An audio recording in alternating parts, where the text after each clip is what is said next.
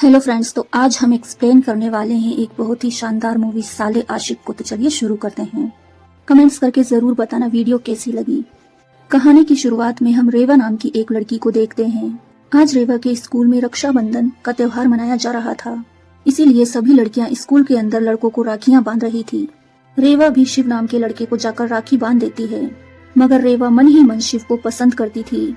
रेवा का शिव को राखी बांधने का मन तो नहीं था, लेकिन सबको दिखाने के चक्कर में उसे राखी बांधनी पड़ती है। यहाँ शिव भी रेवा को बहुत ज्यादा पसंद करता था।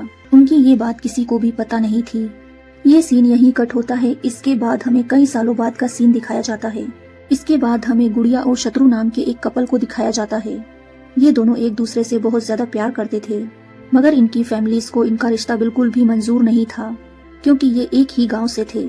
इसीलिए ये शादी करने के लिए घर से भाग निकलते हैं। फिर ये भागते हुए बस स्टैंड की तरफ जाने लगते हैं, क्योंकि उन्हें कैसे भी करके मुंबई पहुंचना था। मुंबई से ये लोग फ्लाइट पकड़कर कनाडा शिफ्ट होने वाले थे, मगर रास्ते में इन लोगों को डर था कि कहीं उनके फैमिली वाले उन दोनों को पकड़ न ले। तभी शत्रु गुड़िया से कहता है कि हमें जल्दी ही गाँव से निकलना होगा, वरना तुम्हारे और मेरे पापा मिलकर हम दोनों को जान से मार डालेंगे। क्योंकि उनके गाँव में लव मैरिज करना पाप माना जाता था, क्योंकि जो भी कपल लव मैरिज करने का सोचते हैं उनके घर वाले उन्हें जान से मार डालते हैं। इसके बाद ये दोनों कपल बस में बैठकर मुंबई के लिए निकल जाते हैं। तभी शत्रु की नजर बस कंडक्टर पर जाती है। शत्रु गौर करता है कि बस कंडक्टर चुपके से अपने फोन में इन दोनों की फोटोज ले रहा था। अब शत्रु समझ चुका था कि ये कंडक्टर जरूर उसकी फैमिली से मिला हुआ है, इसीलिए रास्ते में ही शत्रु और गुड़िया बस से नीचे उतर जाते हैं। इसके बाद ये एक टपरी पे बैठे हुए होते हैं, जहां गुड़िया शत्रु से कहती है कि हम कब तक इस तरह अपनी फैमिली से भागते रहेंगे, एक ना एक दिन वो हमें जरूर पकड़ लेंगे।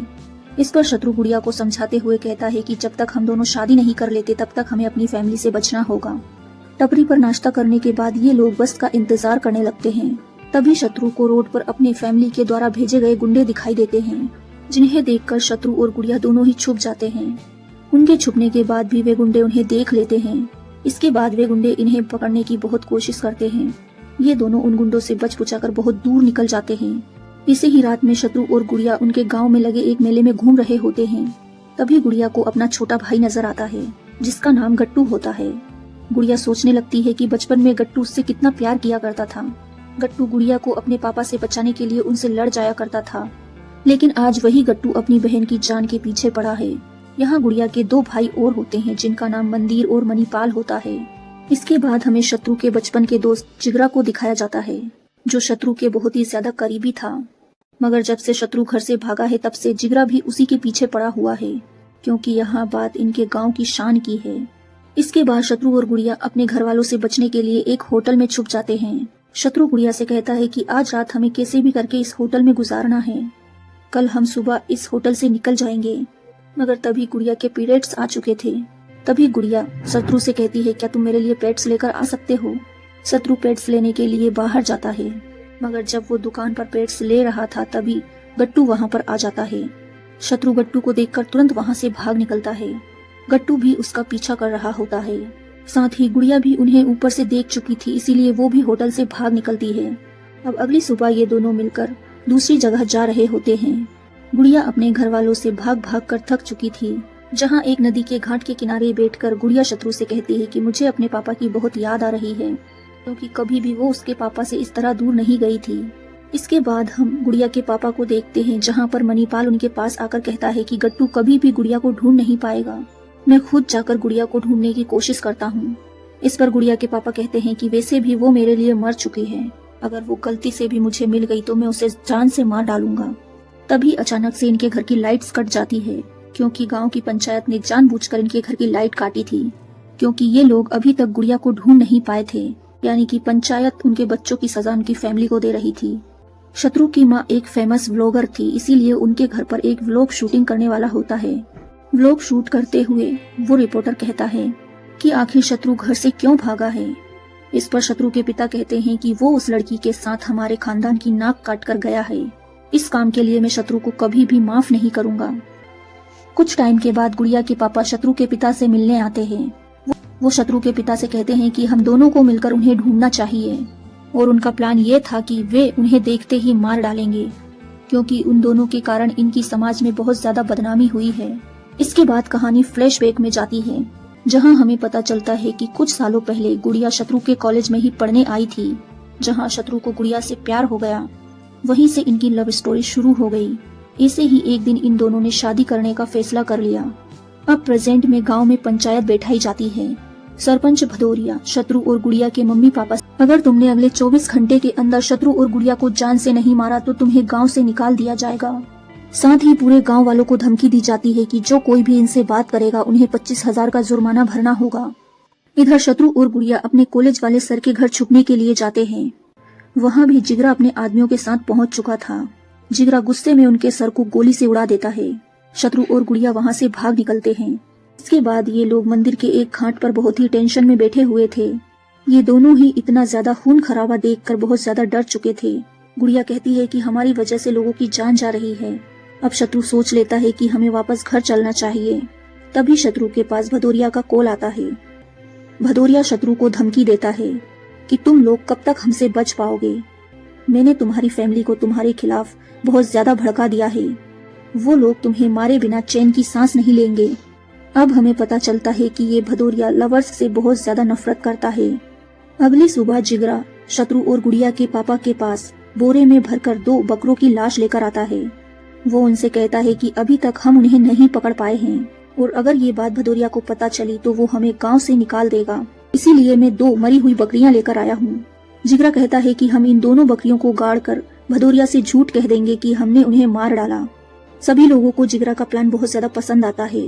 इधर शत्रु और गुड़िया बाइक से कहीं जा रहे होते हैं। तभी उन्हें रास्ते में एक पुलिस वाला मिलता है। ये पुलिस वाला गुड़िया के स्कूल का दोस्त होता है। वो उन्हें सलाह देता है कि तुम्हें दूसरे रास्ते से जाना चाहिए, क्योंकि इस रास्ते पर आगे बहुत सारे पुलिस वाले खड़े हैं जो तुमसे जांच पड़ताल करेंगे। अब उसकी बात मानकर ये दोनों दूसरा रास्ता पकड़ लेते हैं। अब रात में जब ये लोग बस से जा रहे होते हैं तभी जिगरा उन्हें बस में धर दबोचता है और उन दोनों को मार पीट कर वैन में बैठाकर ले जाने लगता है। तभी रास्ते में वो वैन एक ट्रक से टकरा जाती है। इस मौके का फायदा उठाकर गुड़िया और शत्रु वहाँ से भाग निकलते हैं।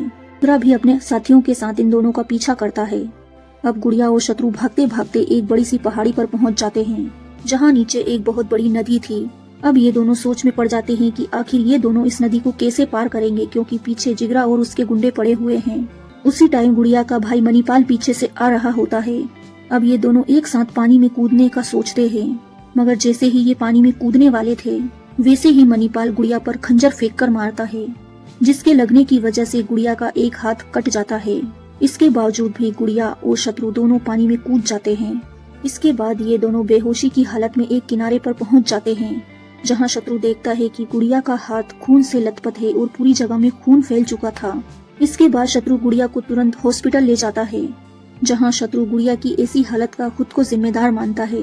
इसके बाद गुड़िया और शत्रु पुलिस स्टेशन पहुंच जाते हैं और सारी बातें पुलिस वालों को बताते हैं। साथ ही शत्रु कहता है कि तुम मुझे जेल में डाल दो ताकि हम इस खून खराबे से बच सकें, लेकिन पुलिस वाला कहता है कि तुम्हें डरने की जरूरत नहीं है, क्योंकि तुमने कोई जुर्म नहीं किया है।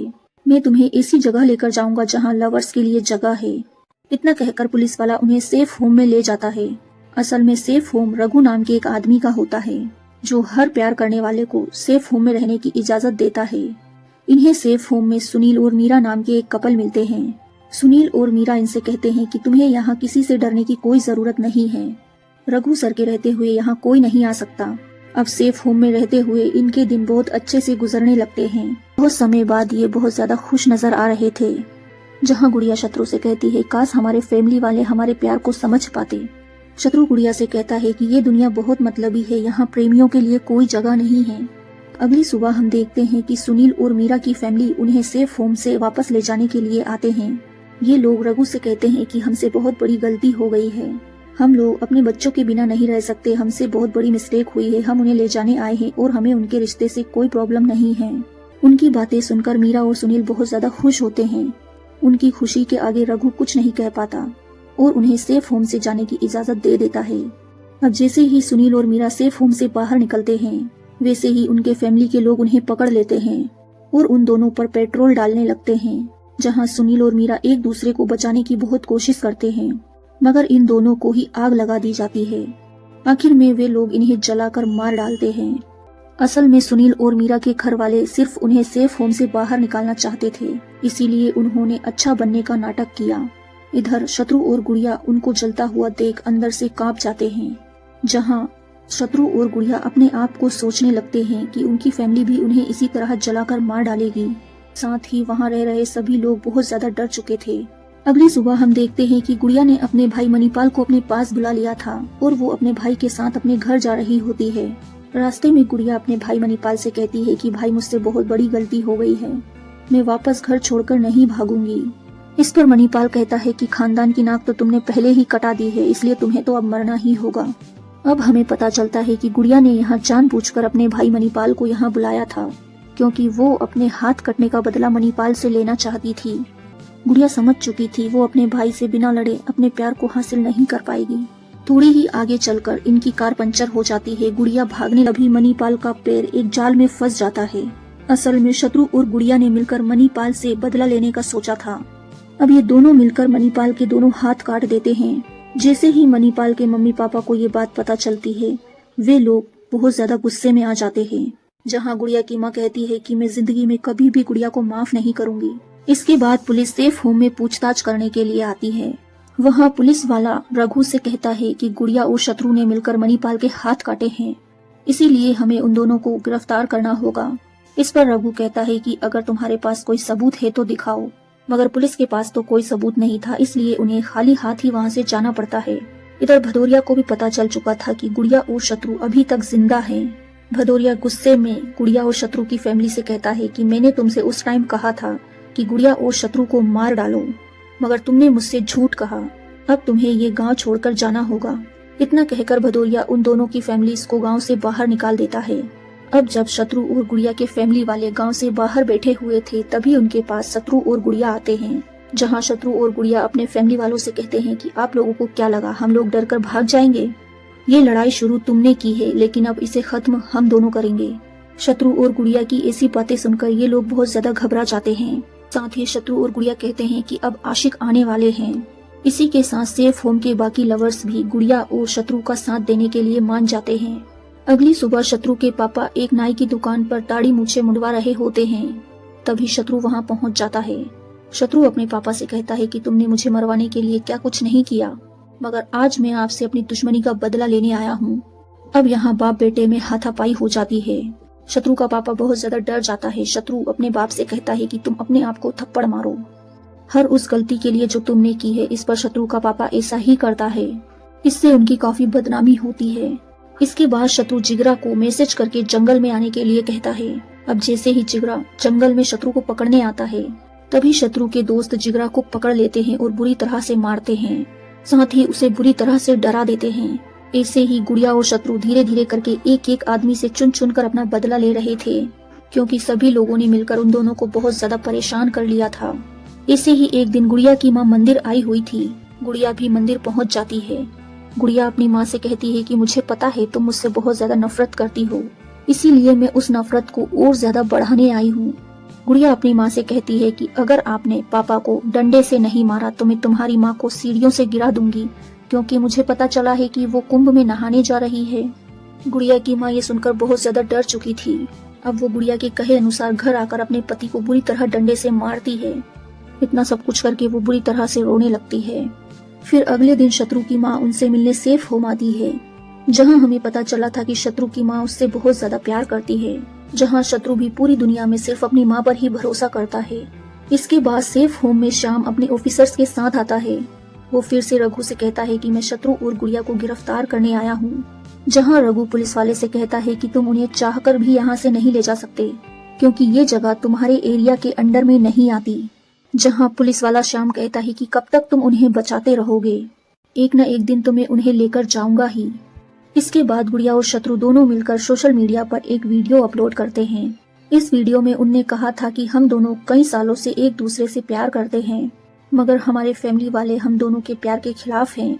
अगर आप लोग हमारे फैमिली वालों को समझाओगे तो हम खुशी खुशी अपनी जिंदगी बिता सकते हैं। जहां इन्होंने अपने फैमिली वालों के फोन नंबर भी इस वीडियो में डाल दिए थे। इसके बाद सभी लोग उनके मम्मी पापा को कॉल पे कॉल किए जा रहे थे। इतना सब कुछ होने के बाद भी गुड़िया और शत्रु के घर वाले उन्हें माफ नहीं करते। इसके बाद हम भदौरिया को देखते हैं, जो गुड़िया और शत्रु के घर वालों से कहता है कि तुम्हें अपने घर में से किसी एक की बलि देनी होगी, वरना तुम्हारे पूरे परिवार में सभी को मार दिया जाएगा। ये सब कुछ भदौरिया अंधविश्वास में कर रहा होता है। उसकी नजरों में शादी से पहले प्यार करना अपराध था। जहाँ गुड़िया की माँ कहती है कि मैं गुड़िया की तरफ से बलि दूंगी, इधर शत्रु के घर से शत्रु के छोटे भाई को बलि देने के लिए चुना जाता है। अगले दिन गुड़िया के पापा सेफ होम में आते हैं, जहाँ वो इन दोनों से कहते हैं कि मैंने कभी नहीं सोचा था कि हम तुम जैसी औलाद पैदा करेंगे। वैसे भी तुम दोनों हमारे लिए मर चुके हो। आज के बाद मैं तुम्हारी शक्ल भी नहीं देखना चाहता। हम तो अपनी बलि दे देंगे, लेकिन तुम लोग अपनी लाइफ में बहुत खुश रहना। इतना कहकर गुस्से में गुड़िया के पापा यहाँ से चले जाते हैं, क्योंकि वो चाहकर भी सेफ होम में कुछ नहीं कर सकते। रात के समय गांव में पंचायत बिठाई जाती है। पंचायत में इसी मुद्दे पर बात चल ही रही होती है कि तभी वहाँ पर बहुत सारे सीआरपीएफ ऑफिसर्स आ जाते हैं। वहाँ सीआरपीएफ के इतने सारे ऑफिसर्स को देखकर गांव वाले घबरा जाते हैं कि आखिर हुआ क्या है। तभी वहाँ पर शत्रु और गुड़िया भी आ जाते हैं, जिनके प्रोटेक्शन की जिम्मेदारी एमएलए ने खुद ली थी। जहाँ शत्रु इनसे कहता है कि आज के समय में तुम लोग प्यार को इतना गलत कैसे मान सकते हैं। सिर्फ इस भदौरिया के कहने पर तुमने अपने बच्चों से दुश्मनी कर ली और उन्हें मारने भी वाले हो। इस समाज में सिर्फ मैंने और गुड़िया ने ही प्यार नहीं किया है। ऐसे कई लोग इस गांव में निकल आएंगे जो आप लोगों के डर की वजह से अपने प्यार का इजहार नहीं कर पा रहे हैं। पुलिस देखकर गांव के नौजवानों के अंदर भी डर खत्म हो चुका था। कुछ जोड़े ऐसे खड़े होते हैं जो एक दूसरे से प्यार करते हैं और एक ही कास्ट के और एक ही गांव में होते हैं, और कुछ अलग अलग कास्ट के एक ही गांव के होते हैं।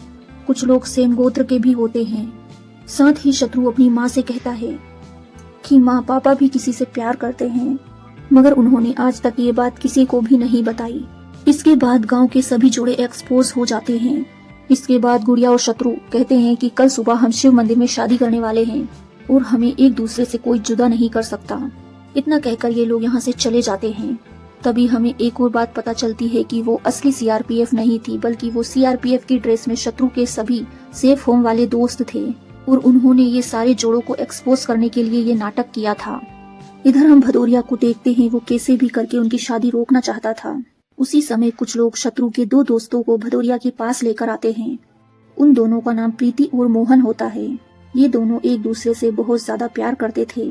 भदौरिया प्रीति से कहता है कि अगर तुम्हें मोहन की जान बचानी है तो तुम्हें जहर वाले लड्डू शत्रु और गुड़िया को खिलाने होंगे। ये बात सुनकर प्रीति बहुत ज्यादा घबरा जाती है, मगर मोहन की जान बचाने के लिए उसे हाँ करनी पड़ती है। इधर शत्रु की माँ घर पर बैठकर रोई जा रही थी, क्योंकि उसके पति ने उसके साथ धोखा किया था। इसके बाद रात में सभी लोग शत्रु और गुड़िया की शादी की तैयारियां कर रहे होते हैं। तभी एक महिला शत्रु के पास आती है और वो कहती है कि कई सालों पहले इन्होंने मेरे बेटे को मार डाला था, क्योंकि मेरी बेटी एक लड़के से प्यार करती थी, मगर मैं नहीं चाहती कि तुम्हारे साथ ऐसा कुछ हो। वो महिला शत्रु को गन देते हुए कहती है कि अगर तुम्हें कोई भी रोकने की कोशिश करे तो तुम उसे जान से मार देना। इस पर शत्रु कहता है कि अब बात प्यार की नहीं मान की है और मैं अपनी लड़ाई ऐसे ही जीत लूंगा, मुझे गन की जरूरत नहीं। इधर गुड़िया की माँ के पास सीमा नाम की एक लड़की आती है, जहाँ वो उनसे कहती है कि मैं आपके बेटे मणिपाल से बहुत ज्यादा प्यार करती हूँ, लेकिन उसने कभी अपने प्यार का इजहार मुझसे नहीं किया, क्योंकि आपने उसे संस्कार ही इतने दिए हैं, लेकिन मैं उससे बहुत ज्यादा प्यार करती हूँ। गुड़िया की माँ भी मणिपाल को लेकर बहुत ज्यादा दुखी थी, क्योंकि मणिपाल के दोनों हाथ कट चुके थे। सीमा गुड़िया की माँ से कहती है कि तुम मुझ पर भरोसा कर सकती हो, मैं हमेशा मणिपाल का अपने से ज्यादा ख्याल रखूंगी। अब गुड़िया की माँ का दिल पिघल चुका था, वो शादी के लिए मान जाती है। वो अगली ही सुबह घर पर ही मणिपाल की शादी सीमा से करवा देती है। इधर गुड़िया और शत्रु अपनी शादी के लिए शिव मंदिर पहुँचते हैं, जहाँ सेफ होम के सारे स्टूडेंट उनका साथ देने के लिए आए थे। पुलिस वाला भी ठान चुका था कि वो उन दोनों की शादी करवा के रहेगा, क्योंकि उसने भी अपने प्यार को कहीं न कहीं खोया था। इसी के साथ वो बाहर पूरी फोर्स की सिक्योरिटी को टाइट कर देता है। इसके बाद हम रेवा नाम की लड़की को देखते हैं, जिसे हमने कहानी की शुरुआत में देखा था, जहां हमें पता चलता है कि रेवा भदौरिया की पोती थी। रेवा को पता था कि उसके दादाजी उसके रिश्ते को कभी नहीं अपनाएंगे, इसीलिए आज उसने अपनी जान दे दी थी। भदौरिया अपनी पोती की लाश देखकर बहुत ज्यादा रोने लगता है। इधर शत्रु और गुड़िया की शादी हो चुकी थी, ये बहुत ज्यादा खुश थे। इधर भदौरिया को अपनी पोती को खोने के बाद एहसास हो चुका था कि उसने कितनी बड़ी गलती की। इसके बाद भदौरिया एक चिट्ठी लिखता है कि आज के बाद गांव में किसी भी प्रेमी को नहीं मारा जाएगा और मैं अपने जीवन में मैंने जितनी गलतियां की उनकी माफी मांगता हूँ। इसके बाद भदौरिया खुद को गोली मार लेता है। इधर हम प्रीति को देखते हैं जिसने उन दोनों को लड्डू नहीं खिलाया होता। तभी मोहन भी भागते हुए प्रीति के पास आता है और ये दोनों भी एक हो चुके थे। इसके बाद हमें कुछ समय बाद का सीन दिखाया जाता है जहाँ शत्रु की माँ ने उसके पापा को छोड़ दिया था और वे गांव की सरपंच बन चुकी थी। इसी के साथ ये शानदार लव स्टोरी यहीं पर खत्म होती है। मूवी कैसी लगी कमेंट्स में जरूर बताइए। Thanks for watching. कुछ चीजें तो इसमें गलत भी हैं, लेकिन आप कमेंट्स में बताइए आपको ये मूवी कैसी लगी।